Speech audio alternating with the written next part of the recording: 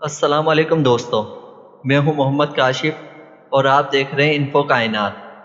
حدیث پاک میں حضرت عمر رضی اللہ تعالیٰ عنہ بیان فرماتے ہیں کہ ہم جناب کریم صلی اللہ علیہ وآلہ وسلم کے پاس تہامہ کے پہاڑوں میں سے ایک پہاڑ پر بیٹھے تھے۔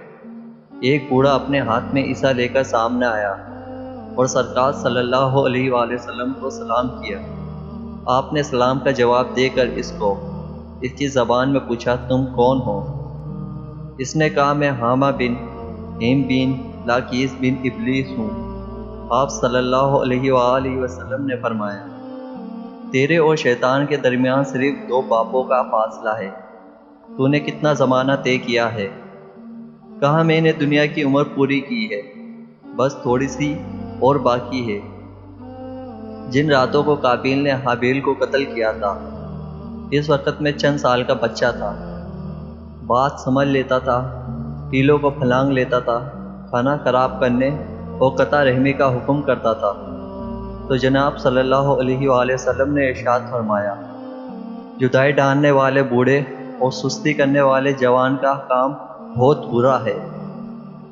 اس نے کہا، آپ مجھے اس بارے میں معاف فرمائے، میں اللہ تعالیٰ سے توبہ کر چکا ہوں۔ میں حضرت نوح علیہ السلام کے ساتھ ان کی مسجد میں ان لوگوں کے ساتھ تھا جو ان کی قوم میں ان پر ایمان لائے تھے۔ میں ہمیشہ ان کے قوم کو دعوت پر سخت سست کہا کرتا تھا، حتیٰ کہ وہ خود رو پڑے اور مجھے بھی رلا دیا۔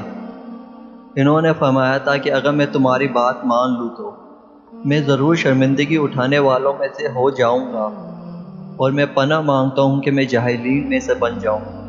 میں نے عرض کیا، اے نوح، میں ان لوگوں میں سے ہوں جو قابیل بن آدم کے شہادت مند شہید کے خون میں شریک تھے۔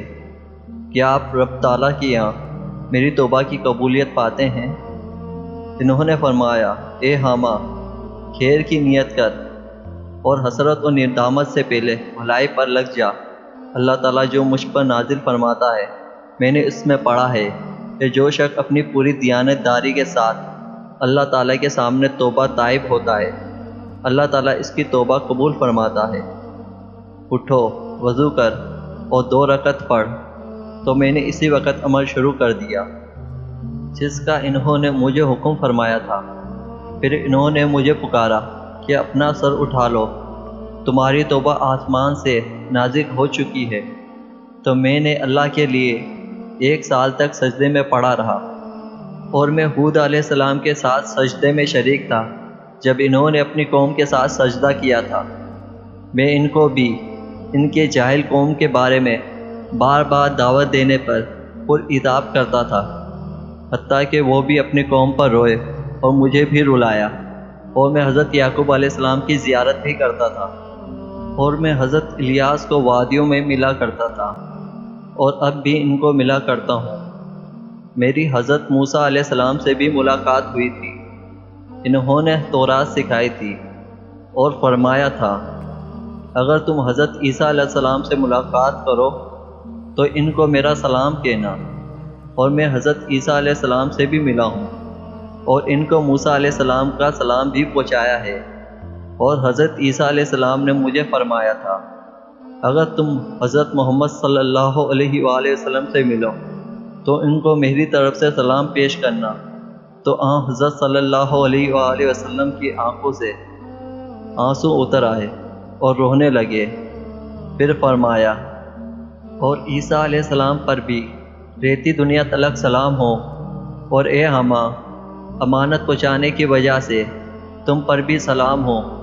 حامہ نے کہا، یا رسول اللہ، آپ بھی میرے ساتھ وہی کرے جو موسیٰ بن عمران علیہ السلام نے کیا تھا۔ انہوں نے مجھے تورات سکھلائی تھی، تو آپ صلی اللہ علیہ وآلہ وسلم نے اس کو سورہ واقعہ اور دیگر سورت سکھلائی اور فرمایا، اے حامہ، اپنی ضرورت ہمارے سامنے پیش کرو، ہماری زیارت کرنا نہ چھوڑنا۔ حضرت عمر رضی اللہ تعالیٰ عنہ فرماتے ہیں، پھر جناب صلی اللہ علیہ وآلہ وسلم کی وفات حسرت آیات ہو گئی، اور اس کی ہمیں خبر نہ ہوئی، نہ معلوم وہ زندہ ہے یا فوت ہو گیا ہے۔